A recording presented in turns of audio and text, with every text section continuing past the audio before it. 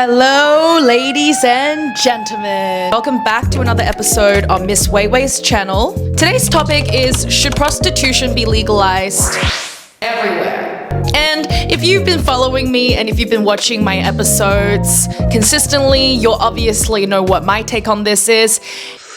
It's an absolute no from me. I want to say a big thank you to all my subs for helping me achieve my goal, which is more than 1K on YouTube and on Little Red Book. Also guys, for those that follow me only on YouTube, I am going viral on Little Red Book, which is 小红书, the app in China. Look at this.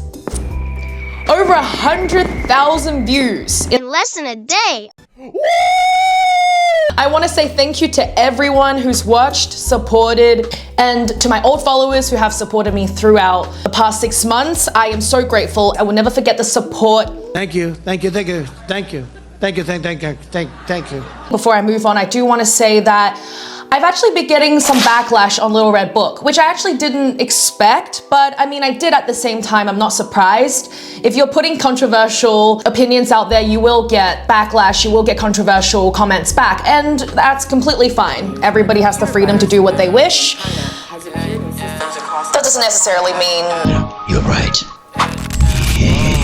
像个系统里的 bug， 网络游戏的挂，年龄小脾气大，只要有钱都不怕。Oh Mr. Enjoying the money， 一寸金一寸光阴，不满足也不罢休。 So basically, for those who don't know, prostitution is illegal in China, in mainland China, and in Australia, it's kind of legal in most places, but in terms of New South Wales, which is where I am, it's kind of iffy. Right? It's black and it's not really black and white. It's shades of gray. And I think there's a saying that it's the longest profession. And I believe that it's illegal in a lot of countries for a reason. Because I believe in God. My standing point stems from my religion, and I stand strong in my belief. You've come. I have. But there are pros and cons to everything. In terms of this, I think, you know, pros of... I actually can't think of any pros of legalizing sex work. I'm not being prudish in saying that we should not have sex or have fun. I mean, like with your partner, with the person that you love in a relationship, do whatever you wish, but to do it for money and to influence the younger generation, I don't believe in that, because I do believe that Lust is fundamentally a sin. it's not good for you. It gives you a short gratification that will later mess you up even more. And it's a hole that you will sink in rather than long-term true happiness that can be sustained. Yes, yes, yes, yes. So basically this video has 505,000 likes and over millions of views. This guy clearly does his research. His whole page is anti-human traffic, and I will put his handle here. Give him a follow on TikTok if you can. What he says is completely backed up by his own research and evidence. He's great. He's doing something great for the human population. I root for content creators like this. And I'm so proud of you.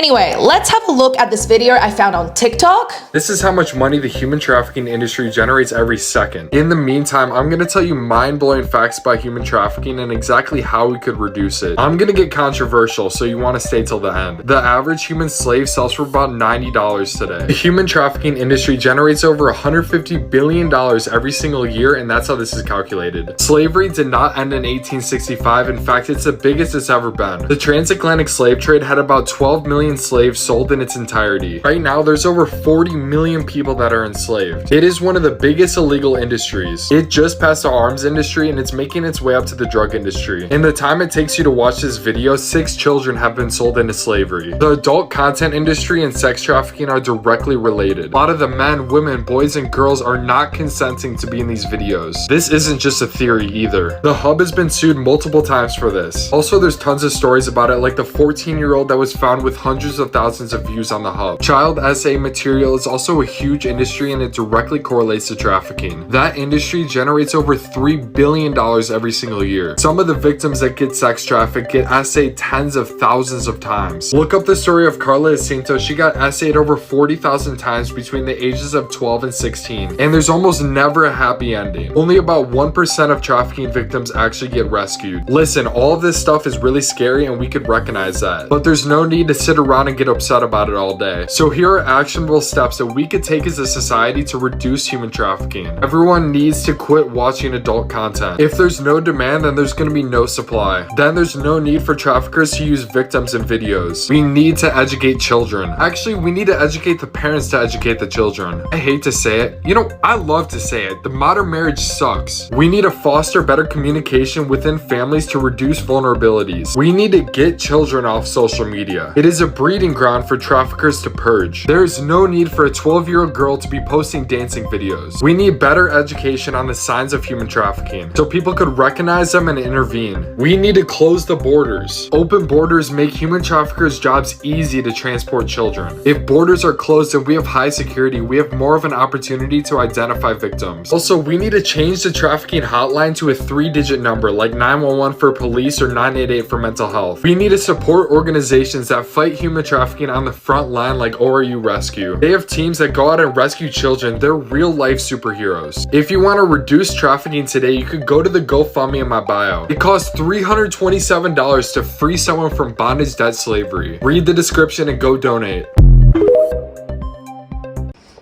I'm eating an apple. I'm also editing. Oh yeah, and I'm playing Tetris. Oh, and this is also in my office. Anyway, that escalated. But my main point that I want to add while I'm editing is that prostitution and porn also sets incredibly unrealistic standards on young women. It's addictive, and it also provokes SA, which is sexual assault, preying on young women and young men, preying on the younger generation. Not only that, it also causes cheating, lusting after the opposite sex, and setting unrealistic standards in how women perform and also in the role a women play. Women are brought down to as objects. Are you still supporting now? From the surface, freedom of sex, legalizing prostitution, being accepting of being so sexually free is not necessarily a bad thing. There are some things that can come out of it. For example, women have more freedom, have more power than before that women were suppressed. Feminists really did make a huge change in impact, a positive change in impact in some ways that I cannot deny. But there are downsides to too much sexual liberation. I believe that a lot of it is actually about money.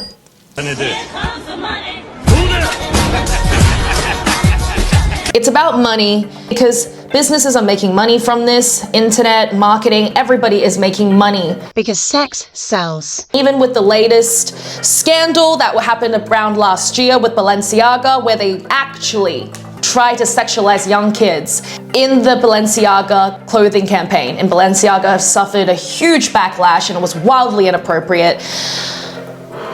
So now I guess Balenciaga's put on pause, nobody's buying much of their stuff. I mean, I can understand why. There are two reasons that people will tell you that sex work is okay. Actually, I might put a few in there. Number one, you are doing it. You're part of it, you're involved, you are a sex worker, therefore you stand up for it. Number two, you're the consumer. If we cancel it, it goes against your own desires. And number three, people that are nice, but they're naive. Naivety is not really a good trait to have, I believe. Naivety can cause a lot of confusion because you are naive and you are not really aware of how the world works. And number four, people that make money from it. The top dogs, people that make money, the big business owners that can make money from models, from sex work, from sexual content, people that control the platform. These four, I would say I would reduce it down to four of the people that would support it. It's about money. And how do you make money from this? Your lust and your desires. It has nothing to do with your actual freedom. This is just another way that the capitalistic world is trying to get money out of your pocket by playing on your desires. I just want to leave this off on a good note. I don't hate anybody. I don't target anybody. If you don't like it, please simply do not watch. It's that simple. And one last thing I do want to mention, I do not believe I'm better than anyone, but I do believe that I can see things clearer than certain people. So if you think like me, I welcome you to keep watching my episodes. I welcome you with open arms. But anyway, thank you guys so much for watching today's episode. Let's leave it off on a good note. But thank you so much for supporting me. Have a great night. Have a great evening. Love your family. Love yourself. Be kind to people.